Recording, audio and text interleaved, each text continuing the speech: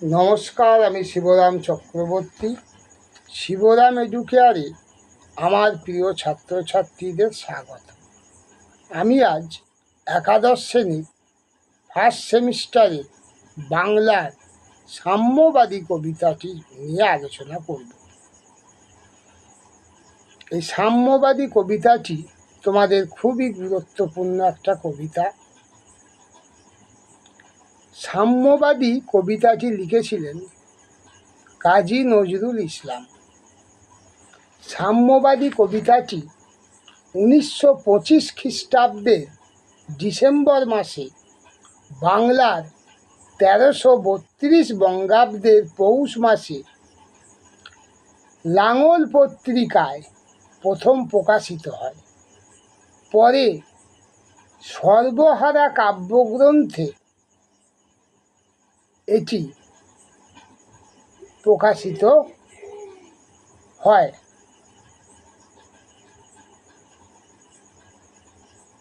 1926 খ্রিস্টাব্দে অক্টোবর মাসে 1333 বঙ্গাব্দের আশ্বিন মাসে উৎসর্গপত্রে লেখা হয়েছিল মা বিরজা সুন্দরী দেবীর শ্রীচরণাবিন্দে। বিরজা সুন্দরী দেবী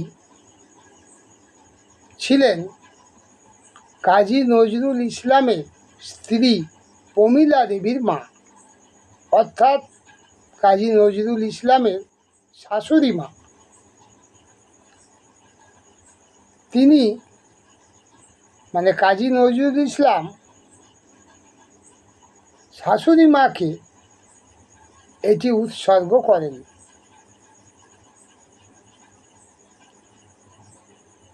সাম্যবাদী কবিতার প্রেক্ষাপট 1917 খ্রিস্টাব্দে রাশিয়ার বলশেভিক বিপ্লবের সাফল্য, সমাজতন্ত্র প্রতিষ্ঠা হয়।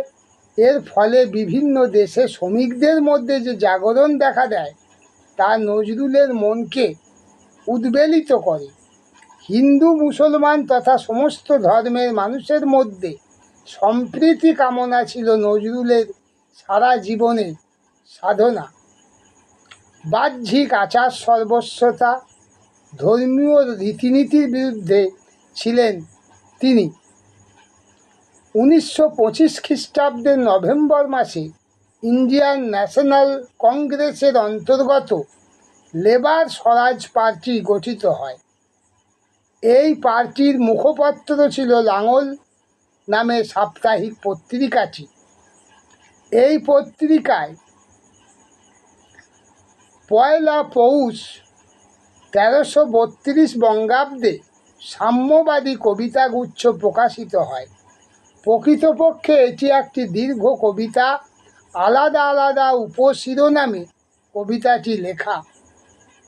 সাম্যবাদী গ্রন্থে যে কবিতাগুচ্ছ ছিল সেগুলির উপশিরোনাম যথাক্রমে সাম্যবাদী, ঈশ্বর, মানুষ, পাপ, চোর ডাকাত, বারাঙ্গনা, মিথ্যাবাদী, নারী, রাজপ্রজা, সাম্য এবং কুলি মজুর।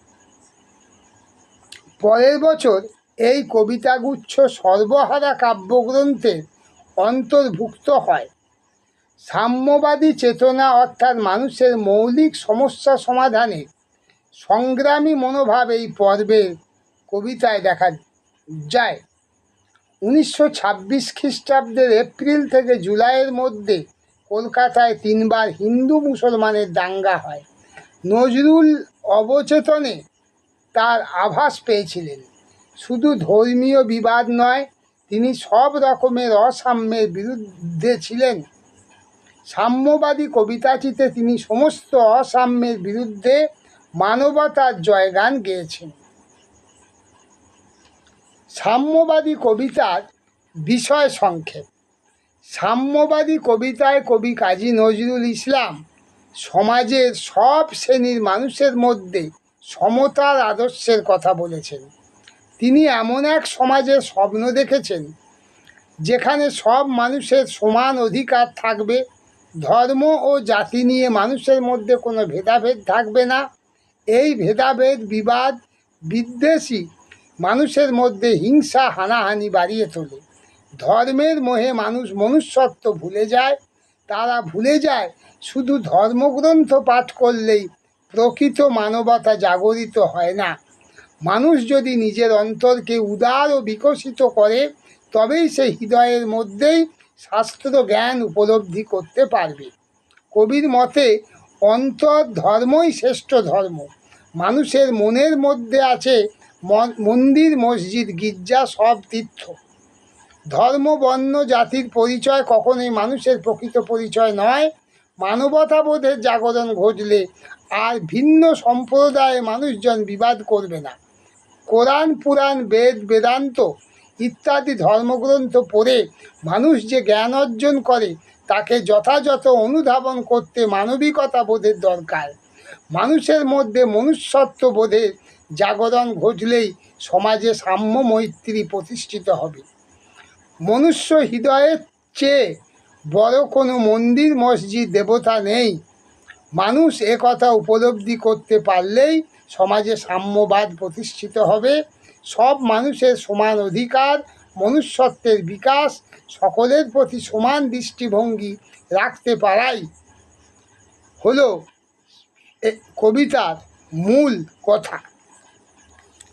এই সাম্যবাদী কবিতা থেকে তোমাদের সব এমসিকিউগুলো, যেগুলো খুবই গুরুত্বপূর্ণ, আমি একটু আলোচনা করব। সাম্যবাদী কবিতাটি কে লিখেছেন?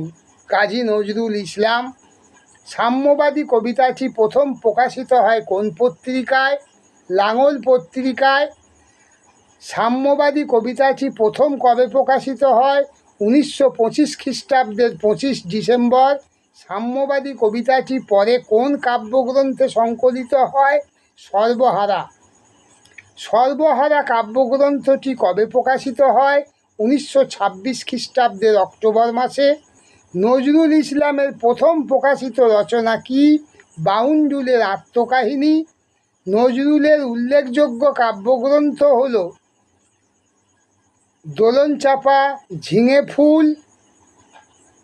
নজরুল ইসলামের প্রথম প্রকাশিত নাটকের নাম কি?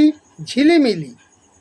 নজরুল ইসলামের যে কাব্যগ্রন্থ মূলত ছোটদের কবিতা প্রকাশিত হয়, নজরুল ইসলামের যে কাব্যগ্রন্থে মূলত ছোটদের কবিতা প্রকাশিত হয়, উত্তর হবে ঝিঙে ফুল। চীনের যে ধর্মগুরুর কথা আমরা সাম্যবাদী কবিতায় পাই, উত্তর হবে কনফুসিয়াস। জরাথুস্ট্র প্রণীত পারসিকদের ধর্মগ্রন্থের নাম কি? জেন্দাবেস্তা। শিখদের সর্ববৃহৎ ধর্মগ্রন্থ কি?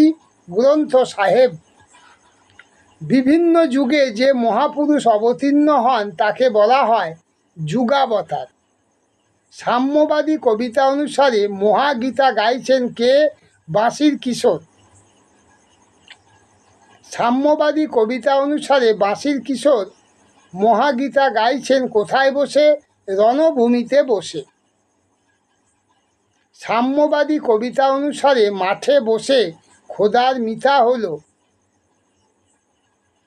নবীরা। সাম্যবাদী কবিতা অনুসারে যে মুনি রাজ্য ত্যাগ করলেন হবে শাক্যমুনি। সাম্যবাদী কবিতা অনুসারে কোরআনের সামগান কে গেয়েছেন? আরব দুলাল। সাম্যবাদী কবিতা অনুসারে সবচেয়ে বড় মন্দির কাবা হল হৃদয়। গাহি সাম্যের গান। এখানে সাম্য বলতে বোঝানো হয়েছে সমতার কথা। বৌদ্ধ ধর্মের প্রবক্তাকে? গৌতম বুদ্ধ। পার্সি ধর্মের লোকেরা যাকে ধর্মগুরু বলে মানে তিনি হলেন জরাথুস্ট্র। ইহুদিরা কোন দেশের নাগরিক? প্রাচীন জুডিয়া। ইসলাম ধর্মাবলম্বীদের পবিত্র ধর্মগ্রন্থের নাম কি? কোরআন। বুদ্ধদেব কোন স্থানে সিদ্ধি লাভ করেন? বুদ্ধগয়া। সাম্যবাদী কবিতাটি কোন ছন্দে লিখিত? মাত্রাবৃত্ত ছন্দে। সাম্যবাদী কবিতায় মোট পঙ্ক্তি সংখ্যা 32। সাম্যবাদী কবিতায় অসম্পূর্ণ চরণ সংখ্যা 5। ভিডিওটি আমি এখানেই শেষ করলাম। পরের ভিডিওতে আবার তোমাদের সঙ্গে দেখা হবে। সুস্থ থেকো, ভালো থাকো। এই রকম ভিডিও পেতে চ্যানেলটিকে সাবস্ক্রাইব করে দিও, আর এই ভিডিওটি লাইক ও শেয়ার করে দিও। ধন্যবাদ।